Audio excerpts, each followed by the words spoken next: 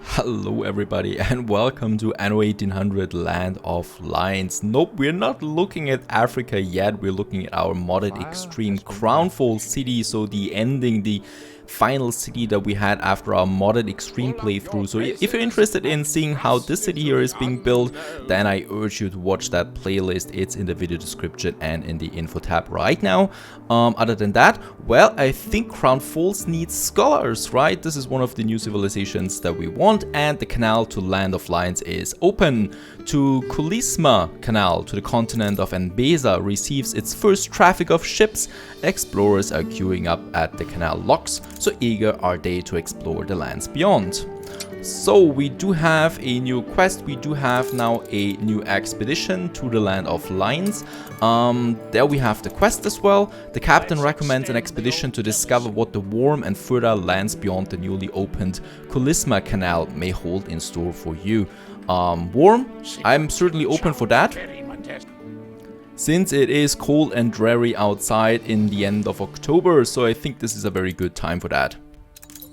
Alrighty, so let's have a look at the expedition to the Land of Lions. What do we need? Actually, we don't need that much. We have a cargo ship here, Kang, which is in the port of Crown Falls at the moment. We have loaded it with some schnapps, which is our medicine. We have loaded with bread for our faith and two specialists that really boost the morale here all the way to 100%. So we still have some cargo slots open, and I think we might be using that for some timber and bricks, and one slot I leave open for, well, what we find on the expedition up to the new land. So let's start the expedition. There we have Kang in the port of Crown Falls, taking the resources now. There's also one of our airships. You remember we had a settlement in the Arctic as well, and I'm really eager to see how all of these things are working together then once we have our little settlement in Africa.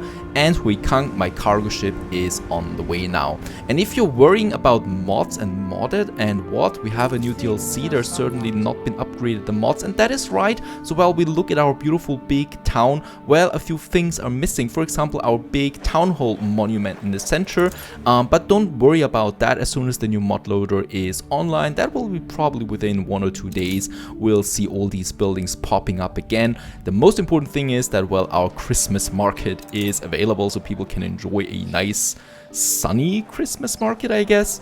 And also our beautiful big palace is online still that we have now. While my ship is on its way now to Africa, the Land of Lions is going to use much more content or much more space in the old city than the previous DLC, so we're going to need a lot of space. I haven't thought about that yet, where we want to have our scholars and our university monuments situated at the End Research Lab.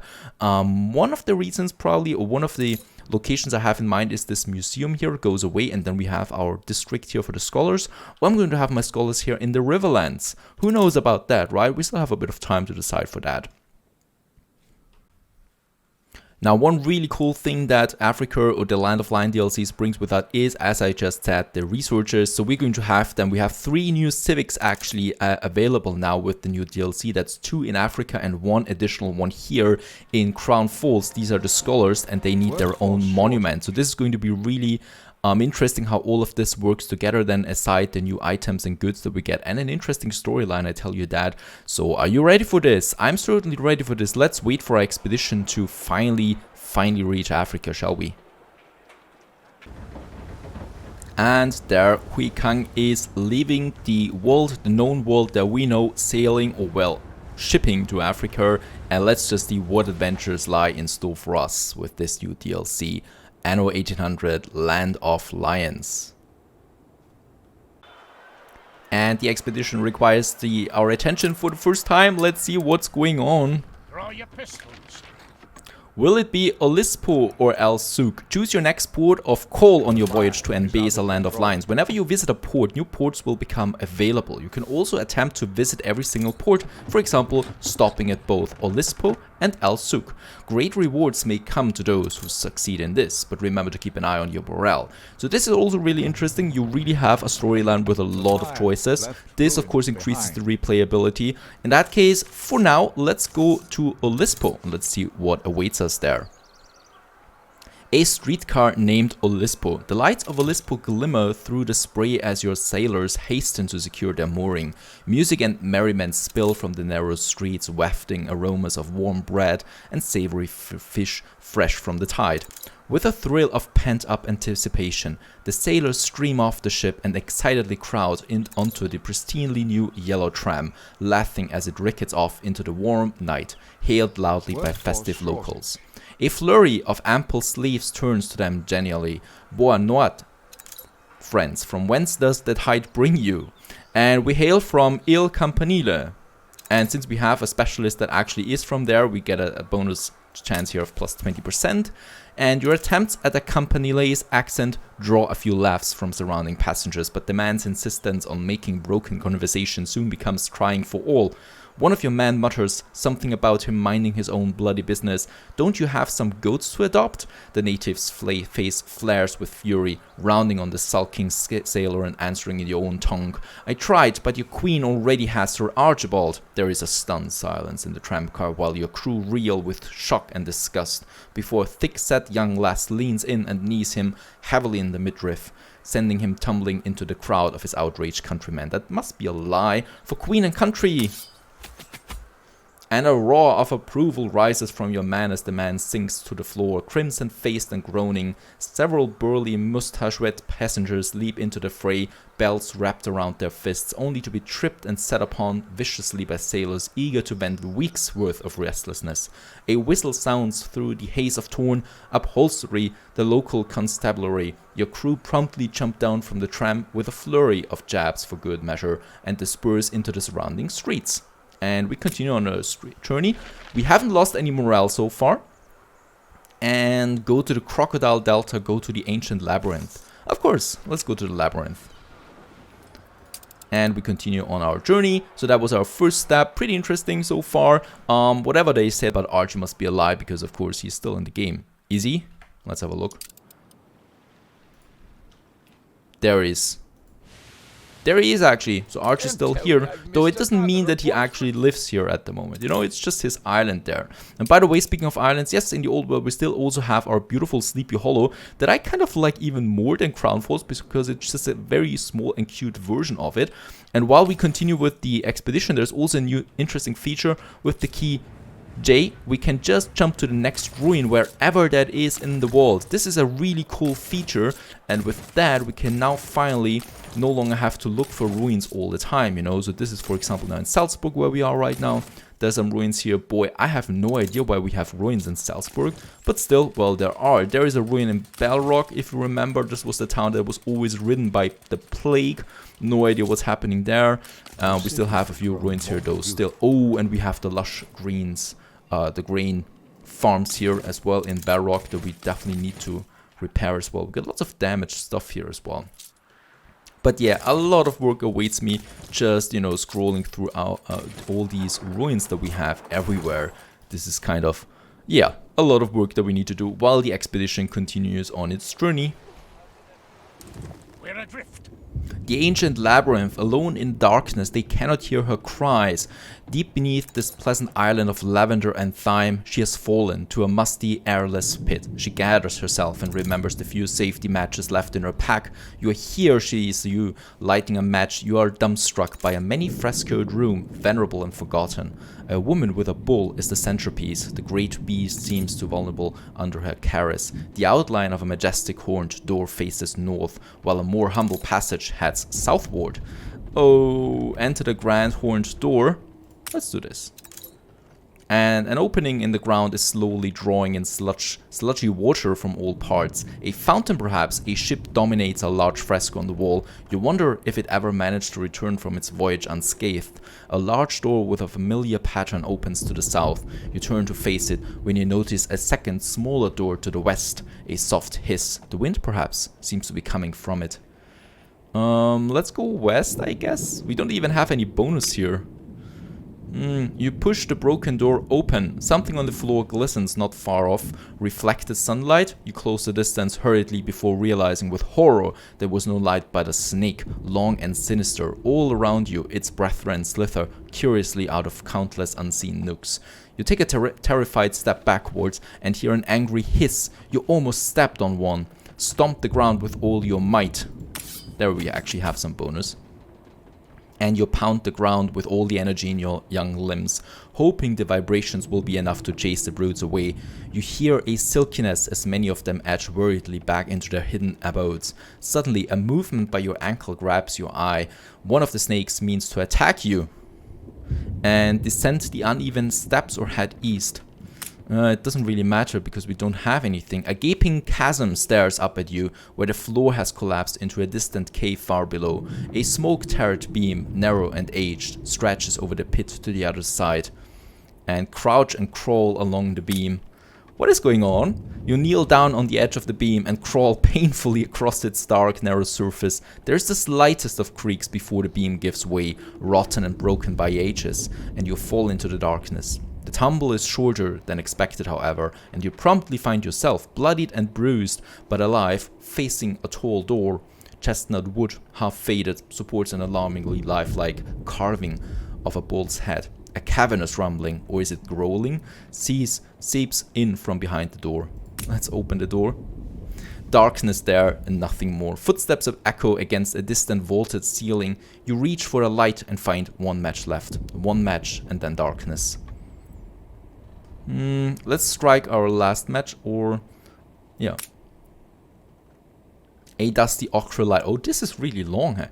Ochre light reveals a wide room with ornate frescoed walls, the most striking of which is a contest between a hero and a beast, half man, half bull. Your eyes widen. A sudden growl surges into a roar behind you. You swivel to face it, but a powerful breath smothers the feeble flame at your fingertip. You have just enough time to distinguish the flared nostrils and sharp horns of a colossal bull before the darkness swallows you. Stand absolutely still. No, we flee. A monster, you turn heel and peel off into the dark, but everywhere you run, walls and crossroads loom to meet you, and more than once you painfully collide with sharp angles or trip over unseen debris. Time fades, as does your breath. From somewhere far away, you hear the familiar whipping of sails, painted black perhaps, let loose as the crew turn the ship to sea, believing you lost. Your head starts to spin as you fall. A pale, scattered arm slides in and out of focus as you wonder how many other sailors' lasses have met their end here. And we continue. We lost a bit of morale there, actually. And go to the Canal, our next journey. There's still much talk of the sailor lasses and the thyme-scented island, but where next? Alright, we haven't found the secret there, so this gives us the opportunity of go there once again to find this secret. But of course we continue now. After all, this is not a text adventure. So just stay with me there for a couple of more steps until we finally reach Africa. While I continue, well, my never-ending story of repairing ruined speed in the New World and the Old World. Or even up here in the Arctic. I have no idea why we have so many ruins. And we continue the next step, the Canal. The explosion scattered debris across the canal as your helmsman carefully steers into the nascent Canal. A deafening blast ahead of you sends most of your crew sprawling across the deck. The initial shock overcome, they rush to their stations and pull the ship into a crawl, bringing it to rest mere feet away from the listing, flame-racked carcass of a ship. Doubtless, it will be days before all is cleansed and navigation can resume. One of your sailors furrows their brow. In it odd that there ain't no one in the water. Odd indeed. In fact, there's no trace at all of the exploded ship's crew. An irresistible mystery. Observe the wreckage for information. Oh, that's only 10%. Sifting through the wreckage without endangering your crew proves to be impossible, as any net used to haul fragments or wood up would be lacerated by the abundance of sharp debris. After an hour of trying to identify floating fragments, your crew has no choice but to dejectedly relent and turn their backs on the sinking vessel, preparing for a long wait while the authorities clear the canal. Alright, so we are through the canal. And we are now towards Africa, as it seems. Go to the holy city or go to Savannah. Let's go to Savannah. Ready for anything. There be monsters abroad. Blessed rains, white sun-touched lands stretch out before you, long pale grass glittering with the night's rain, while a scattering of trees provides occasional shade from the already warm orange sun. Unseen amongst the dense matted grass, multitudinous creatures awake to the dawning day, nattering away gaily as the savannah comes to life. A low dell, not a mile away, hides a blossoming waterhole, where numerous strange and foreign beasts are gathering before the day's heat truly begins. Nestled in the shadows of a set of monolithic spurs looming high above the plains, surely with views worthy of a king, and head to the waterhole. Your party edges stealthily through the high grass towards the hidden waterhole. As they reach a ledge where soft soil has fallen into the muddy water below, they gasp in wonder at the teeming life gathered here. Scores of creatures huddled by the water, tall naked giraffes spread their legs awkwardly to lean down and lap the surface, while nervous meerkats and contemptuous gnus eye the water warily. And with the suspicious profile of those drifting logs, it's not without reason. Suddenly, the ground shakes. You wheel about to see a manifestly infuriated rhinoceros charging at your company. Climb up to nearby trees. The crew scrambles. Oh, we lost morale again. Scrambles for low branches and scalable knots in the thick, tortuous trunks of the surrounding trees. Most find easy purchases and disappear into the dense foliage, but a few are left attempting to scale a young silver-barked tree, supple and tall, but clearly unable to bear all the weight. They tussle for a foothold as the rumble of the rhinoceros's charge grows nearer.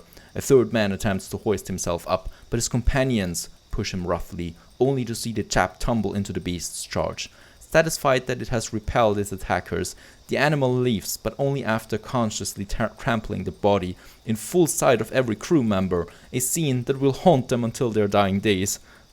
It's even haunting me now. And go to the Horn of Enbesa. I can't make any promise. Alright, we shouldn't be far away anymore. But we are losing morale, so hopefully the expedition is finished soon, and then we can finally hopefully build something before more of my men die to some, well, very violent rhinoceroses. Oh no. Smoke on the water. Ship astern, captain. She's gaining on us. It's an attack. A powerful ship, lateens taut with dry wind, ports gaping with expectant violence, swivels out of a hidden nook past the heavily wooded coast. She's flying a flag of carmine and sable emblazoned with a triumphant sun. Colors unknown to any of the crew as she deftly weaves in and out of the waves, catching the draft massively to close the distance with great speed and thunderous explosions, rocks her postride. Something whistles through the air and plummets into the emerald waters behind your ship. You swing hard to port, breaking line as your gun ports creak open hurriedly and your deckhands take careful aim. Aim to shatter her hull. Only 10% chance again. Your gunsmen rush to the cannons and prepare to fire, but a well-aimed volley forces them to take cover while the enemy's gun reload. As they scramble to secure the guns and prepare their shots behind cover, a new salvo belches from the enemy's starboard batteries and now perfectly positioned to ravage your deck. A confusion of screams and shattered wood erupts as the projectiles carve a deep swathe, tearing several gaping holes in your ship's side. Repair the hull before too much water breaks in. Lucky for us, we took some planks with us, but we no longer will have them now to build stuff up. Sailors rush to help your carpenter make the ship watertight using rough boards and tarred cloth, while your gunsmen begin to retaliate, cowing the enemy with rapid fire. After what seems like an eternity of wading through water, calves slashed bloody by floating debris, and hands burned by smoldering embers, a final nail is whacked into the boards. The cannonade above settles to an eerie silence. Smoke clears and you spy a burly man in what must be officer's attire holding a young man at gunpoint. Mercenaries and murderers, he bellows over the still hull battering waves. Trust Ketema to stoop to such methods. Silence your guns or your friend here will taste lead. I will pay for the man's release. I know neither this man nor the Ketema of whom you speak. The man scoffs. A likely story. No sooner had your sails been sighted than he, the disgust in his voice is palpable, warned us to release him, lest you rain Ketema's fury upon us. A glance at the young man's frantic countenance is enough to understand that he had in fact been attempting to intimidate the rogues so as to extricate himself from these dire straits. As he sorely attempts to retain some semblance of self-control, his eyes plead for your man to play along. A light. We are Ketema's wrath. Unhand him or else. Okay. The man draws himself up with dignified fury. Wrath? His vengeance, you mean? Too long has he sent his hounds against us to clap the irons of his new empire upon our people. We'll have none of it. We bow to no king that is not of the elder blood, least of all a common upstart. In a sudden flurry of movement, having sensed the captain's grip loosen, the young prisoner elbows him in the ribs and leaps into the sea before he can be seized. Shoot the emissary if you must, splutters the red-faced captain, but when the young man fails to resurface, he realizes his bargaining chip is gone. He orders his guns to be turned. They are aiming for your crew. Fire flaming shots at the ship's sails. And there goes more plank.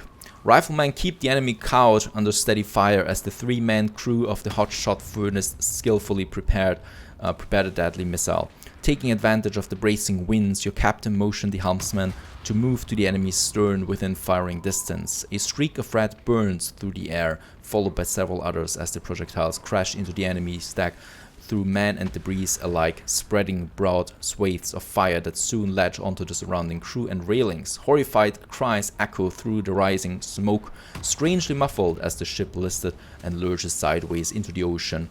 Its hull sundered and flaming as your captain calls to set sail and leave the battlefield. A curious rasping is heard from the portside ladder. Someone is climbing aboard. Okay, let's wait for him. Hearing the dry click of rifles cocked and ready to fire, a voice protests from below the railing.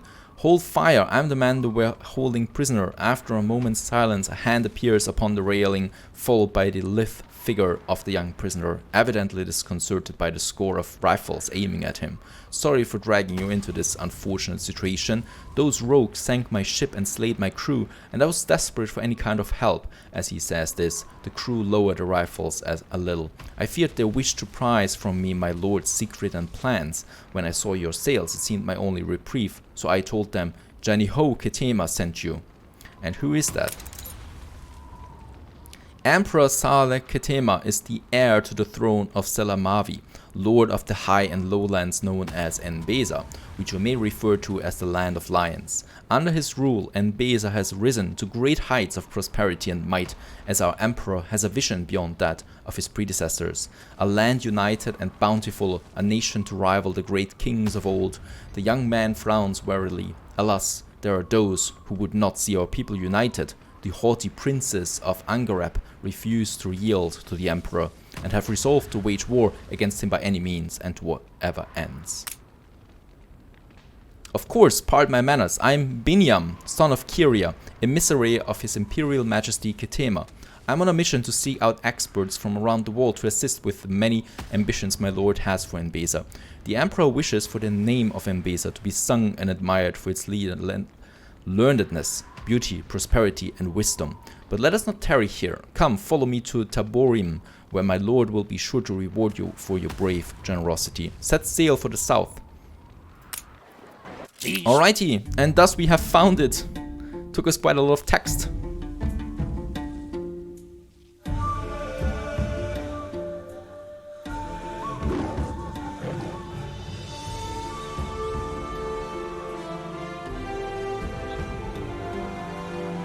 Yani Hoy, Ketema. May I introduce my benefactor, a renowned city planner from the distant north. Such noble hearts are ever welcome in Enbesa. So, you heard I was seeking for talent such as yours to expand our new capital. Our meeting was serendipity alone, my emperor. Then the Lord truly smiles on you. There is opportunity here to be part of a tale greater than all of us. So far, I have neglected this arid province of the Empire, seat of the kings of old. But from the dust, a garden will bloom anew. Many lives of kings has it been since last Enbesa was so united, frail as that legacy may hold. Some would see us divided, each to their own purpose, but they are blind to the greater threat. Hungry eyes turning south towards us. In unison and with pride, we will return their stares. So must all stand to defend their share, or be eaten. And so to you, I would entrust the raising of Taborime, our new capital on these lands. May it grow to unite all Enbesa under one covenant. Young Binyam will help you settle, share his plan for the canals. Taborime may soon shine like a jewel of peace on the girdle of this great nation.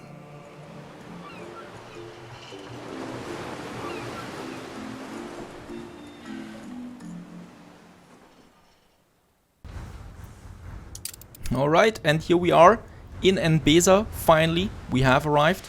After a very nice intro, it is up to us now to build something up. What we can see is we have a first island here already, Matters of great importance concerning all Enbesa. which looks absolutely You work with fantastic. me to help my people. And yeah, I, let's accompany him. Saleh Ketema, Emperor to millennial Enbesa and heir to the scepter of Covenant, bid you rest here a while, seafarer. On our way. Quite a big map, as we can see, what is opened up to us now. Alright, and let's see where this emperor is, Enbesa, and there he is. That's his harbor. Oh, this is looking fantastic. Beautiful. This is where he's actually residing, on this beautiful big lush island, as we can see, with all these little cute houses. I'm so excited for all the new production chains and whatnot we're going to see. And we need to sail here to his lighthouse. Here in the shade of my palace shall you help me raise a new capital from the dust. Alright. A bold new expedition. We got a new expedition there as well that I'm certainly not wanting to follow now. Click on the free trading post to take stewardship of it. And I think it belongs to us now. Yep. The many peoples of Enbesa, you must prove you can provide for them all. Alright, so we need to build now Taborime once again, or we need to build it up, that is. And as we can see, we see lots of desert region here as well, or steppes, and we see also a lot of lush green area with the river. This is also one of the new irrigation systems that we have, so we need to use the river slots to build up irrigation systems to get our plants up. What do we have here actually? Linseed fertility, hibiscus, teff grass fertility, and spice fertility, so all new things actually. 4 river slots and also Wansa timber we have, so timber is our first stuff that we need to build them. And as we can see here, we can now finally build up our beautiful big city, and there are animals walking around here. Beautiful. I don't know what those guys here are doing so far away from the river, but still will be fine. What we can see here, enjoying it, some elephants while everything is empty before we start building up something here. Something beautiful, I hope. And of course, follow this quest line here and see if we can help this Emperor Ketema to help him get back to power or whatnot. I'm really excited for this. I hope you're too. Let's continue and start our, well, new city here. Stay tuned. Nah, of course, I'm just kidding. Of course, we're going to start building right away. I'm not going to let you off with this huge cliffhanger there. So let's start with it. Taborime needs to grow. First of all, let's have some paths here. I mean, I guess water, money-wise, we should be quite fine, right? Let's have a look at what we need. Wansa timber would be our very first thing that we need. And as we can see, we already have some fertility around it then. And this one is our very first one. It does require those some 15 farmers, stuff that we don't have yet, or shepherds as are called. So let's start with our marketplace once again in the middle of something. Let's have it close by as well. So let's go with our first houses there. And as we can see that we got the first ones, and we've also reached age of cultivation now. Let's just build the marketplace real quick before we do anything here. Let's build it like that actually. And then we go down here as we used to be. And there we got the first ones. Isn't that looking nice? Beautiful colors. News, prayer, all are bartered freely around the stones. And that's right, that's our first step that we've Wanza taken wood now, is build a sturdy, Wanza yet woodcutter. versatile. To expand, you will need some groves of your own. Alright, let's do this. Let's have our first one here with 100%. Of course, it also needs a warehouse. I can guide you around the savannah. And I love that we have our own buildings even for the warehouses here. Look at that. Absolutely fantastic. I love the architecture. And the shepherds offers you guidance. You come from a faraway land, do you not? If you want, I can guide you around the savannah. You may want to build these a little way off. Noisome creatures tend to roost in the branches. Ours is a temperate way of life. Goat milks is our next goal. Goat milk than spirits. Let's continue with laying out our city foundation here. So that would be the next one. Where is this guy actually, the guide? I totally lost him there for a second now. We can have another 100% here. So of course I'm going to have a few more of them. And perhaps let's add another one here as well, right? So they're a bit closer to the warehouse. That is fine. All of them are close to 100%. And I can even expand my city to this area. And of course we can relocate them later then if we want. We still have 25 Wanza timber ready, so I guess we could already build a bridge. That costs actually 20 tons of that, so I should be careful with it. Let's continue. Let's have the street around the warehouse. What else do we have? We have the irrigation system up now, the water pump. So with that I will need the river slots here, and then I can have my canals that I lay out for the plantations. For now, let's continue building a nice little road around our warehouse or marketplace, where people are going about their business. Some are bringing in the goats. And sustain across the region 80% of goat milk supply. Let's unload everything that we have, even the schnapps, and send my cargo ship off scouting. Right? So it's a huge map with lots of islands on it. And of course we want to find out what it's all about. There's also something up here according to my map. I think that's this quest actually. Right? I don't see any other quest around here and around this beautiful palace that we have. Absolutely fantastic. Goat milk though, that is our next target, and for that we do need some more of these shepherds. So let's build another block, and let's build another block of houses down here as well.